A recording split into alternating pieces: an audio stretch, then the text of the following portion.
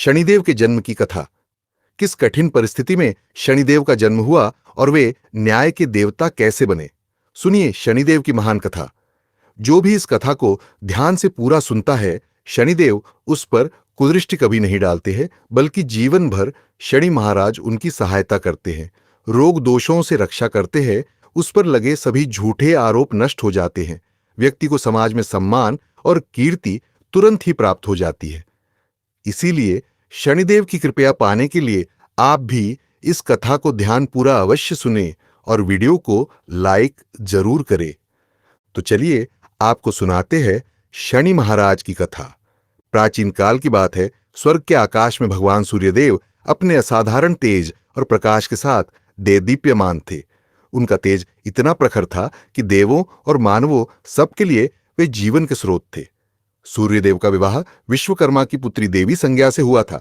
संज्ञा कोमल स्वभाव की थी और पतिव्रता थी, परंतु सूर्यदेव के तेज को सह पाना उनके लिए दुष्कर होता जा रहा था। सूर्यदेव के प्रकाश और ताप से संज्ञा दिन प्रतिदिन अधिक व्याकुल रहने लगी।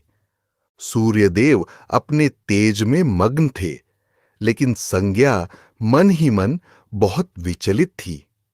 एक दिन सूर्यदेव ने संज्ञा से स्नेहपूर्वक पूछा, देवी, तुम इतनी चिंतित और थकी थकी सी क्यों दिखती हो? संज्ञा में साहस नहीं था कि वह सूर्यदेव से अपनी व्यथा को कह सके, परंतु मन में वह लगातार सोच रही थीं कि सूर्य के तेज को कैसे सहन किया जाए या कम किया जाए। समय के साथ संज्ञा ने सूर्यदेव के 3 संतानों को जन्म दिया। 2 पुत्र वैवस्वत मनु एवं यमराज और 1 पुत्री यमुना। मातृत्व के बावजूद सूर्य की प्रचंड तपिश उन्हें सताती रही। अंततः संज्ञा ने एक कठिन निर्णय लिया। उन्होंने निश्चय किया कि वे तपस्या द्वारा अपनी शक्ति बढ़ाएंगी या ऐसा उपाय निकालेंगी कि सूर्यदेव का तेज किसी प्रकार कम हो सके। लेकिन बच्चों को छोड़कर तप करने जाना सरल नहीं था। एक दिन देवी संज्ञा ने निश्चय किया कि वे अपनी छाया को अपने स्थान पर छोड़कर कुछ समय के लिए संसार से ओझल होंगी। तभी संज्ञा के शरीर से धीरे धीरे एक परछाई प्रकट होने लगी। यह संज्ञा के ही समान स्वरूप वाली स्त्री थी, जिसका नाम संज्ञा ने प्रेम पूर्वक छाया रखा। छाया वास्तव में संज्ञा की ही संवर्णा प्रतिछाया थी। संज्ञा ने छाया को विनम्रता से कहा, हे छाया, तुम मेरा रूप लेके सूर्य। छाया ने विनम्रता से सिर झुकाकर उत्तर दिया, आप निश्चिंत रहे देवी, अगर कोई समस्या आई तो। संज्ञा ने गंभीर स्वर में कहा, अगर कोई बड़ी आपत्ति हो तो मैं उपस्थित हो जाऊंगी, लेकिन एक बात है, सूर्यदेव को हमारे बारे में पता नहीं चलना चाहिए। छाया ने वचन दे दिया। इस प्रकार संज्ञा अपनी जीवंत छाया को घर और परिवार की जिम्मेदारियां छिपते छिपाते अपने पिता विश्वकर्मा के घर पहुंची। पिता ने अकस्मात बेटी को द्वार पर देखा तो चकित रह गए। विश्वकर्मा ने कड़क आवाज में पूछा, बेटी, तुम यहां बिना सूचना क्यों आ गई? पतिगृह छोड़ना अक्षम्य है। व्यथित संज्ञा ने उत्तर दिया, पिताश्री, क्योंकि सूर्यदेव के प्रताप से मैं अति पीड़ित हूँ, लेकिन मेरे बच्चों की और सूर्यदेव की सेवा छाया है, वो उनको देखभाल कर रही है। विश्वकर्मा यह सुनकर क्रोधित हुए। उन्होंने समझाया कि पति को बिना बताए त्यागना और पिता के यहां आना धर्म के विरुद्ध है। विश्वकर्मा ने आदेश दिया कि संज्ञा तुरंत अपने पति के पास वापस जाए। संज्ञा ने पिता की डांट तो सुन ली, पर मन में ठान लिया कि सीधे सूर्य के पास नहीं लौटेंगी। उन्होंने निश्चय किया कि पहले अपनी क्षमता बढ़ाने हेतु कठोर तपस्या करेंगी। फिर देवी संज्ञा वहां से चुपचाप निकल भागी और उत्तर कुरु के घने जंगलों में जा पहुंची। अपने रूप लावण्य के कारण किसी उपद्रव से बचने हेतु संज्ञा ने वहां एक घोड़ी अश्विनी का रूप धारण कर लिया। घोड़ी के रूप में देवी संज्ञा ने सूर्यदेव के तेज को सौम्य बनाने के उद्देश्य से कठोर तप आरंभ कर दी। वह घोर तपस्या में लीन हो गईं। सूर्योदय से सूर्यास्त तक अनवरत ध्यान, ना दिन में अन्न ग्रहण, ना रात में विश्राम। संज्ञा का एकमात्र लक्ष्य था कि उनकी तपोशक्ति से कोई ऐसा समाधान निकले जिससे सूर्यदेव का तेज शीतल हो या उन्हें सहन करने की शक्ति मिले। उधर संज्ञा के महल से अचानक गायब हो जाने पर भी सूर्यदेव को जरा भी आभास नहीं हुआ कि उनकी वास्तविक पत्नी वहां नहीं है। छाया ने बड़ी कुशलता से संज्ञा के स्थान पर स्वयं को ढाल लिया था। वह संज्ञा के समान ही बोली चाली और व्यवहार करती, बच्चों की देखभाल करती और सूर्यदेव की सेवा करती थी। सूर्यदेव प्रसन्न चित्त थे कि संज्ञा अब पूर्व जैसी परेशान नहीं लग रही। उन्होंने सोचा शायद समय के साथ संज्ञा ने स्वयं को अनुकूल कर लिया है। इस प्रकार छाया के साथ सूर्यदेव का गृहस्थ जीवन सुचारू रूप से चलने लगा। समय बीतने लगा। संज्ञा के छोड़े हुए तीनों बच्चे यम, यमुना और मनु छाया को ही अपनी जननी मानकर स्नेह करने लगे थे। छाया भी उनके प्रति पर्याप्त ममता दिखाती, किंतु हृदय में वह सदा सजग रहती कि वह मूल माता नहीं है। सूर्यदेव छाया के साथ वैसे ही व्यवहार करते जैसे पहले संज्ञा के साथ करते थे। छाया मन ही मन देवताओं के देव महादेव शिव की परम भक्त थीं। संज्ञा के वचन के अनुसार वह तन मन से सूर्यदेव की सेवा तो करती, पर हृदय में भगवान शिव की आराधना प्रतिपल चलती रहती। कुछ समय बाद छाया एक दिन अप्रत्याशित रूप से स्वयं को गर्भवती अनुभव करने लगी। सूर्यदेव के तेज से वह गर्भ काफी ऊर्जावान था। छाया ने मन ही मन भगवान शिव को स्मरण किया और निश्चय किया कि वह इस गर्भस्थ शिशु के लिए कठोर तप करेगी ताकि बालक को शिव की कृपा प्राप्त हो और कोई अनिष्ट न हो।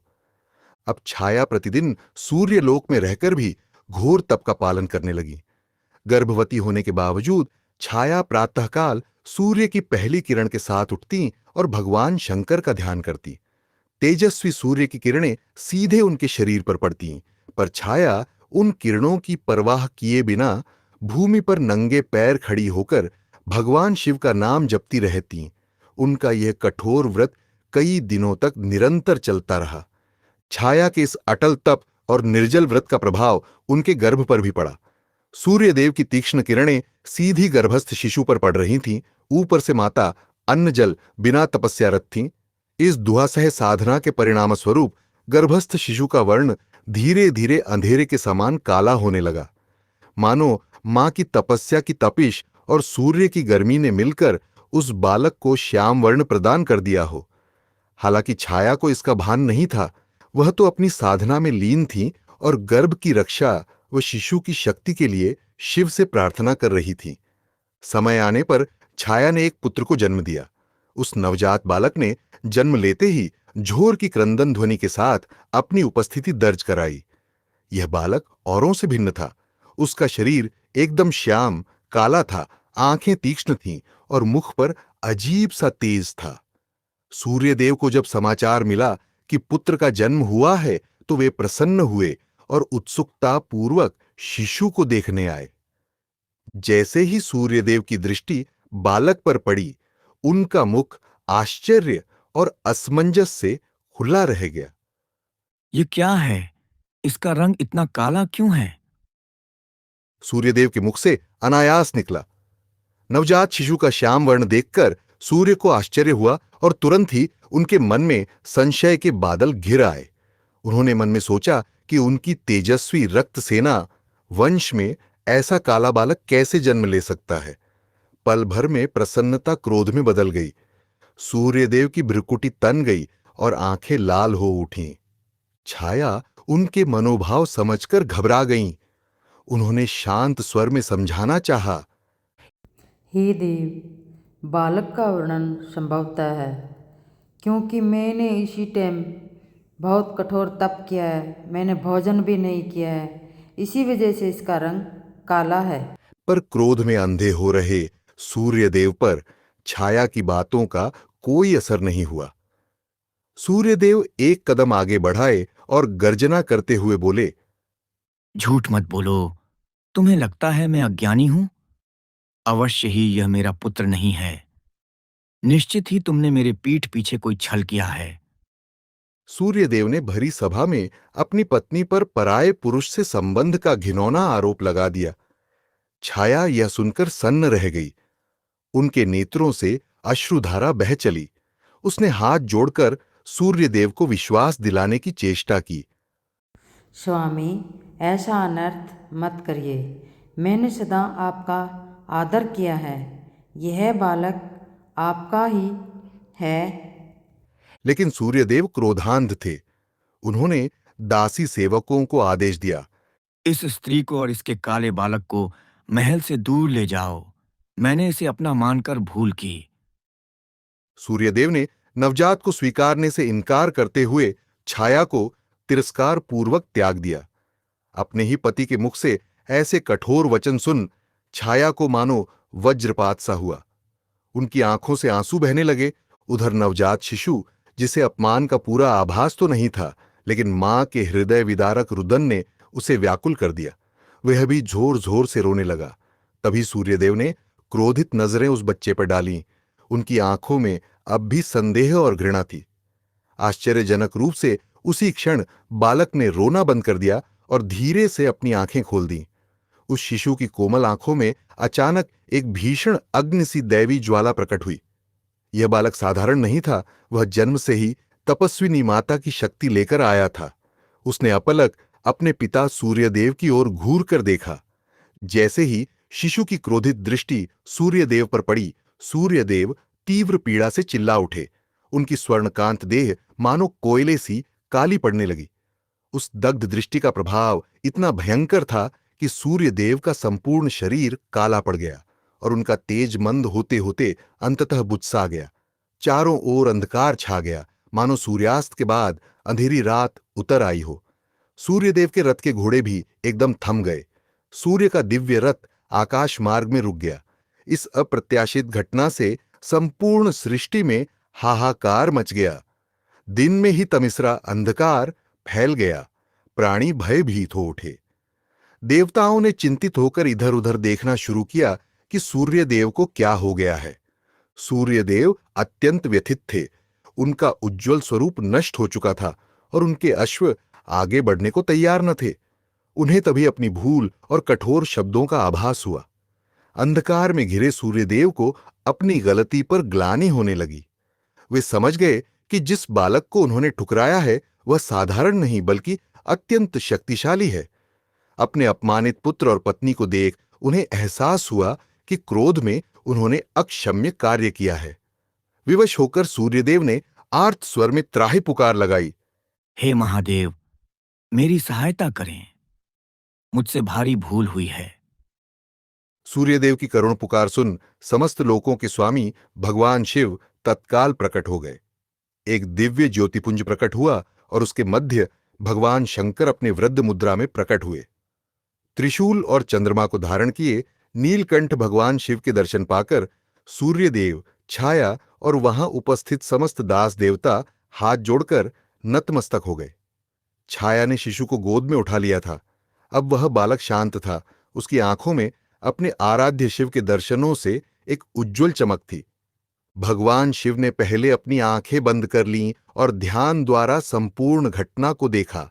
फिर उन्होंने कठोर स्वर में सूर्यदेव से कहा, हे सूर्यदेव, क्रोध और अहंकार में आकर तुमने अपनी पत्नी छाया और अपने नवजात पुत्र का बड़ा अपमान किया है।